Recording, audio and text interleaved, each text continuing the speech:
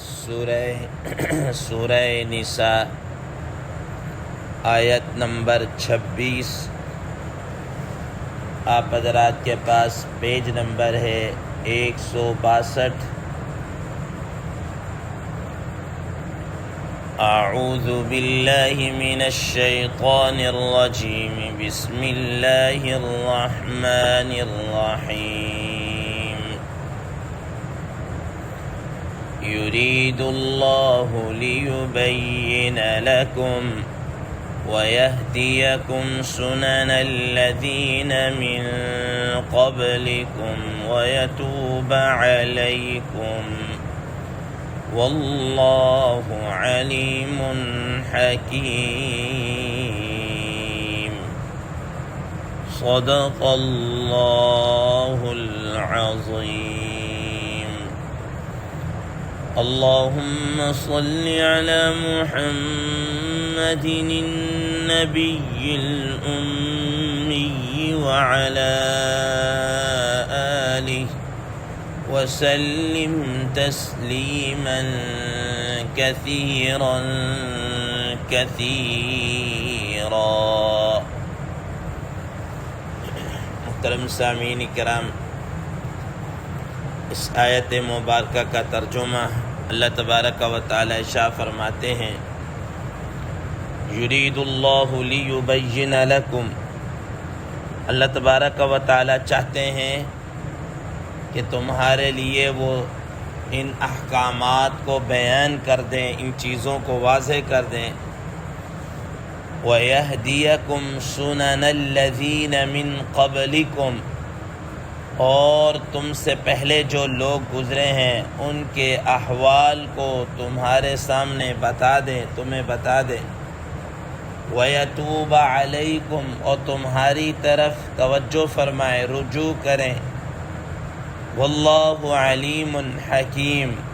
اور اللہ تبارک و تعالی بڑے ہی علم والے ہیں، بڑی حکمت والے ہیں۔ محترم سامعین کرام، یہ سورہ نساء، اس کے اندر ہم دیکھ رہے ہیں کہ اللہ تبارک و تعالی نے مختلف قسم کے احکامات کو بیان فرمایا۔ مثلا سورت کے شروع میں یتیموں کے متعلق یتیموں کے احکامات کو بڑی ڈیٹیل کے ساتھ بیان کیا، پھر وراثت کے احکامات کو بیان کیا، اور اسی ضمن کے اندر عورتوں کے حقوق کو بیان کیا گیا۔ پھر اس کے بعد ان عورتوں میں سے ان محرمات کا ذکر ہے کہ جن سے نکاح کرنا ہمیشہ ہمیشہ کے لیے حرام، یا ان عورتوں کا ذکر جن سے وقتی طور پر نکاح کرنا حرام۔ یہ ساری چیزیں اللہ تعالیٰ نے بیان کی ہیں۔ محترم سامعین کرام، اللہ تبارک و تعالی ان احکامات کو بیان کرنے کے بعد فرما رہے ہیں، یرید اللہ لیبین لکم، کہ یہ اس لیے بیان کیا تاکہ تمہارے سامنے چیزوں کا حلال یا حرام ہونا واضح ہو کر آ جائے۔ کون سی چیز حلال ہے، کون سی چیز حرام ہے، ان چیزوں کے احکامات انسان کے سامنے آ جائے۔ محترم سامعین کرام، اگر انسان حلال حرام کو چھوڑ کر حلال حرام کی تمیز کیے بغیر زندگی گزارنا چاہے تو وہ زندگی بندوں والی، آدمیوں والی، انسانوں والی تو نہیں ہو سکتی۔ ہاں، البتہ وہ جانوروں والی زندگی ہو سکتی ہے کہ ان کے ہاں کوئی ان چیزوں کی حلال حرام کی کوئی تمیز نہیں ہے، نہ ہی ان کے لیے یہ احکامات ہیں۔ یعنی کہ اب فرض کیا کہ اب مثال کے طور پر اب دیکھیں، ہم روزمرہ باہر دیکھتے ہیں جانور ہیں، کوئی نہ کوئی جانور مرا تو کبھی کوا جناب اللہ وہ چوہے کو اٹھا رہا، کبھی کیا کر رہا، ان کے لیے اس کی کوئی ہے ہی نہیں ہے، وہ جون سا مرضی اٹھائیں، جہاں سے مرضی کھائیں۔ لیکن ایک انسان کے لیے اللہ تعالیٰ نے بتا دیا کہ یہ چیز حرام ہے۔ ایسا نہیں ہے کہ اب جناب اللہ چوہا تمہارے ہاں مر گیا تو تم اس کو روسٹ کر کے کھا جاؤ، ایسا نہیں ہے، وہ تمہارے لیے حرام ہے۔ اور بھی اس طرح چیزیں پھر جانوروں کے اندر جب وہ بھی اپنی خواہش کو کیا کرتے ہیں، پوری کرتے ہیں، ان خواہش کو پورا کرنے کے لیے ان کے یہاں کوئی ضابطہ وغیرہ نہیں ہے، کوئی ضابطہ نہیں، وہ اپنی جس مادہ سے چاہیں اپنی خواہش کو کیا کر لیں، پورا کر لیں۔ جبکہ مردوں کے لیے اللہ تبارک و تعالیٰ نے کیا ہے یہ احکامات رکھے ہیں کہ یہاں تم اپنی خواہش کو پورا کر سکتے ہو اور یہاں نہیں کر سکتے، اور جہاں کر سکتے ہو وہاں پر بھی یہ شرائط، یہ اصول، یہ ضوابط، یہ احکامات ہیں۔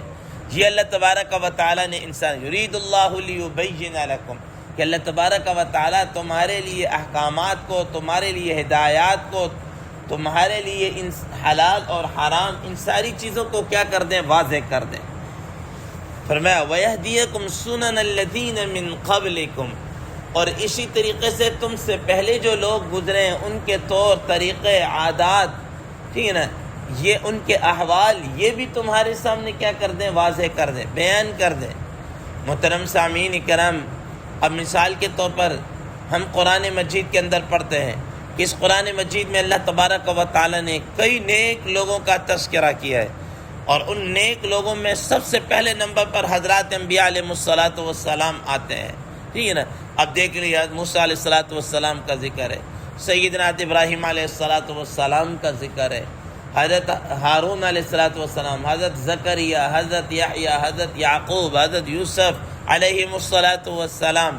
یہ کتنے حضرات انبیاء علیہ السلام ہیں، ان کے احوال کو اللہ تبارک و تعالیٰ نے ذکر کیا، اور ہر نبی کی ہسٹری کے اندر تاریخ کو بیان کرنے میں ہمارے لیے کہیں نہیں کہیں کیا ہے، سبق ہے۔ مثلا یوسف علیہ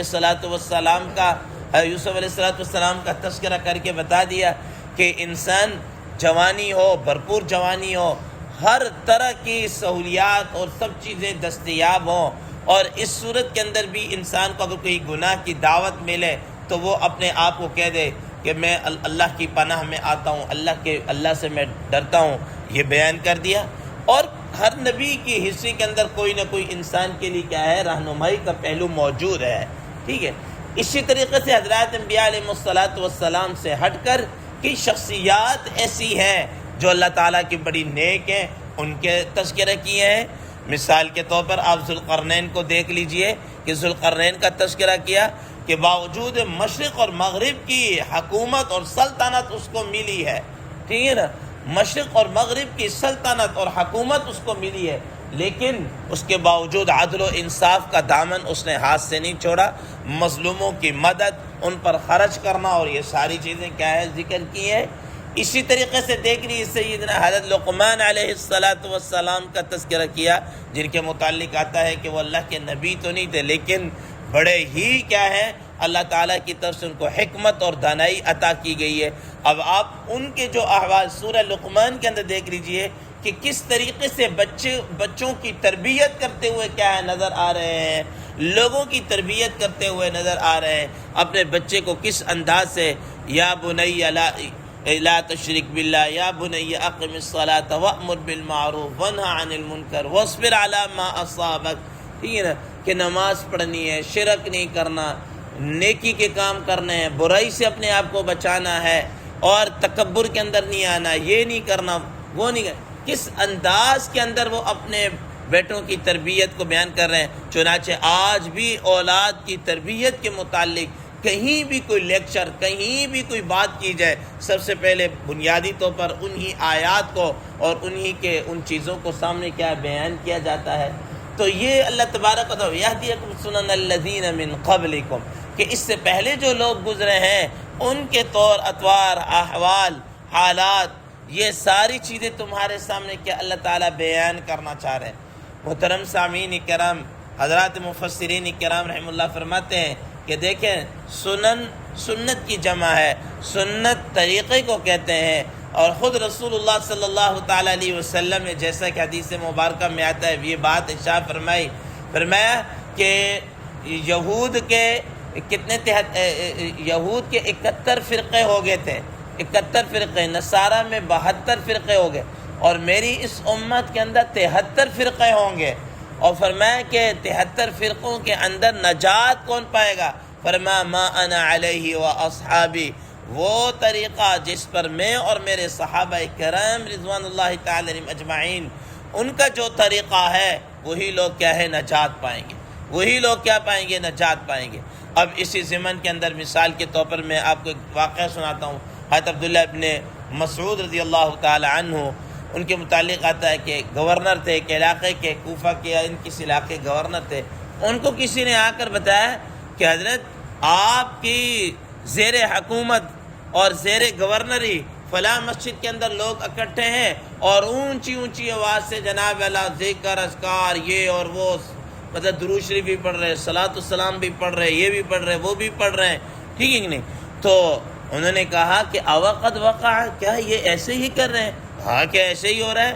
حضرت عبداللہ بن مسعود رضی اللہ تعالیٰ عنہ، ان کے مطلب بڑے دبلے پتلے تھے، ٹانگیں بھی پتلی پتلی اور چھوٹا سا قد، بڑے دو اور بڑے تیز چلنے والے، اور اس طرح انہوں نے اپنا سر لپیٹا، منہ سر لپیٹا اور چپکے سے وہاں پہ چلے گئے، جا کے میں دیکھوں تو صحیح کیا حقیقت بھی ہے کہ نہیں ہے، کسی نے ہمیں لگائی بجھائی تو نہیں کی۔ حضرت عبداللہ بن مسعود رضی اللہ تعالیٰ عنہ وہاں پہنچ گئے، دیکھا کہ وہاں پر ہے، فوراً اپنے چہرے سے جناب والا وہ اتارا رومال اور کپڑا، انہوں نے کہا کہ دیکھو تم میں سے مجھے جو پہچانتا ہوگا تو اس نے مجھے پہچان لیا، اور جو نہیں پہچانتا وہ جان لے کہ میں عبداللہ ابن مسعود ہوں جو گورنر ہوں، اور اس طریقے سے۔ تو پھر انہوں نے کہا کہ ابھی تو رسول اللہ صلی اللہ تعالیٰ علیہ وسلم کی قبر کی مٹی بھی خشک نہیں ہوئی، ان کے تو گھر کے برتن بھی نہیں ٹوٹے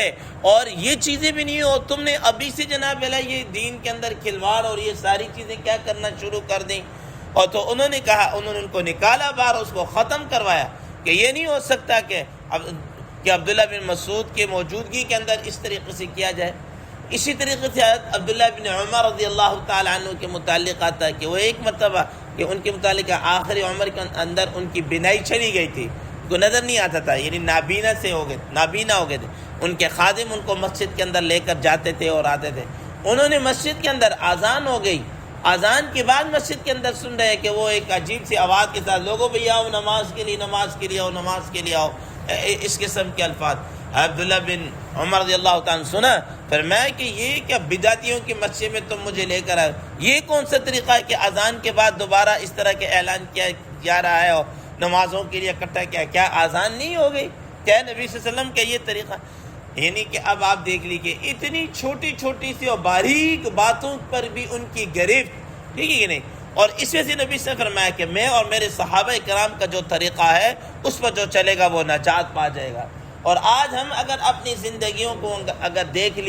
رہے ہیں اور اس اصول کے اوپر پرکھیں تو یقین جانے ہمارے ہاں تو دین تو بہت کم رہ جائے گا، باقی سارے جناب والا ہمارے رسومات اور ہمارے اپنی ہی من گھڑت اور سارے طریقہ کار ہیں۔ تو اللہ تبارک و تعالیٰ نے فرمایا کہ اللہ تعالیٰ تمہارے سامنے واضح احکامات کو بیان کرنا چاہتے ہیں، اور وَيَهْدِيَكُمْ سُنَنَ الَّذِينَ مِن قَبْلِكُمْ، پہلے جو لوگ ہیں ان کے طریقے، ان کے عادات، ان کے احوال تمہارے سامنے کیا کرتے ہیں، بیان کرنا چاہتے ہیں۔ اور اسی طریقے سے پھر اللہ تبارک و تعالیٰ نے اس قرآن مجید کے اندر ان لوگوں کے ان اقوام کے احوال کو بھی بیان کیا جو اللہ تعالیٰ کے نافرمان تھے۔ جہاں نیک لوگوں کا تذکرہ کیا وہاں نافرمانوں کا بھی تذکرہ کیا۔ دیکھ رہی بڑی بڑی قوم جو اپنے ناپ تول کے اندر کمی کرتے تھے ان کا ذکر کیا، جن کے اندر بے حیائی عام تھی ان کا تذکرہ کیا، جن کے اندر تکبر عروج تھا ان کا تذکرہ کیا، جو اپنے علاقوں کے اندر ڈھاکے ڈالتے تھے ان کا کیا تذکرہ کیا، جو ناپ تول کے اندر کمی کیا کرتے تھے ان کا تذکرہ کیا ہے۔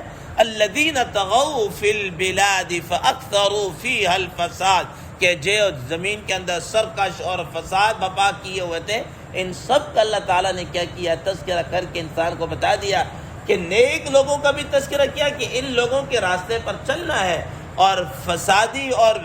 برے لوگوں کا تذکرہ کر کے بتا دیا کہ ان کے لوگوں کے راستے سے تم نے اپنے آپ کو کیا کرنا ہے، بچانا ہے۔ یہ سارے اللہ تعالیٰ نے فرمایا یرید اللہ لیبین لکم، یہ سارے احوال، احکامات، آلات، یہ سب چیزیں اللہ تعالیٰ تمہارے سامنے کیا کرنا چاہتے ہیں، واضح کرنا چاہتے ہیں۔ اور فرمایا وَيَتُوبَ عَلَيْكُمْ، تمہاری طرف توجہ کرنا چاہتے ہیں، تمہاری توبہ کو قبول کرنا چاہتے ہیں۔ ظاہر ہے انسان ہے، کہیں نہ کہیں اس سے مسٹیک ہو ہی جاتی ہے، اونچ نیچ ہو ہی جاتی ہے، تو اللہ تبارک و تعالیٰ فرما رہے ہیں کہ اللہ تعالیٰ تمہاری طرف توبہ کا دروازہ اللہ تعالیٰ نے کھولا ہوا ہے، تمہاری طرف کیا ہے، رجوع کریں۔ واللہ علیم حکیم، اور اللہ تبارک و تعالیٰ خوب جاننے والے، بڑی حکمت والے ہیں۔ جو اللہ تعالیٰ نے حکم دیا ہے کہ یہ ٹھیک ہے، یہ صحیح ہے، یہ حلال ہے، دنیا کا بڑے سے بڑا ماہر یا کوئی آدمی بھی اس کے اندر ذرا بھی کوئی برائی کو تلاش نہیں کر سکتا کہ اس کے اندر یہ جناب اللہ خامی ہے۔ اور جہاں اللہ تعالیٰ نے کہہ دیا یہ حرام ہے، یہ حرام ہے، دنیا کا بڑے سے بڑا ماہر آدمی یہ نہیں کہہ سکتا کہ اس میں جناب اللہ یہ فائدہ ہے۔ اللہ تعالیٰ کو پتہ ہے کہ کیا فائدہ ہے، کیا نقصان ہے، اس لیے اللہ تعالیٰ کا جو بھی حکم ہے وہ اللہ تعالیٰ خوب اس کی گہرائی کو بھی جانتے ہیں اور اس کے حکمت کو بھی کیا کرتے ہیں، جانتے ہیں، ہماری سمجھ میں آئے یا نہ آئے۔ فرمایا واللہ علیم حکیم، اللہ تعالیٰ خوب جاننے والے، حکمت والے ہیں۔ اللہ تبارک و تعالیٰ عمل کی توفیق عطا فرمائے۔ وآخر دعوانا ان الحمد للہ رب العالمین۔